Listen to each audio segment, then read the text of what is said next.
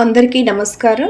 ఈరోజు ఈ వీడియోలో వికారాబాద్ జిల్లాలో ఉన్నటువంటి ప్రముఖ పుణ్యక్షేత్రం అనంత పద్మనాభ స్వామి ఆలయం గురించి తెలుసుకుందాం.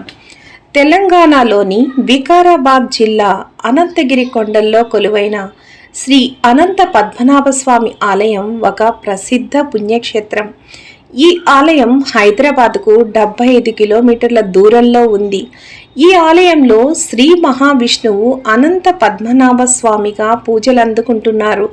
స్థల పురాణం ఏమిటంటే, ముచుకుంద అనే మహర్షి ఈ పవిత్రమైన అనంతగిరి కొండల్లో తపస్సు చేసి స్వామివారిని ప్రత్యక్షం చేసుకున్నారని చెప్తారు.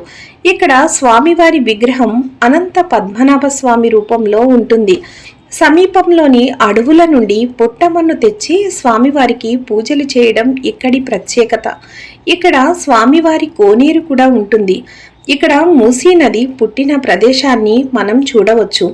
అనంతగిరి కొండలు తెలంగాణ యొక్క ప్రత్యేకమైన పర్యాటక ఆకర్షణ ప్రాంతం.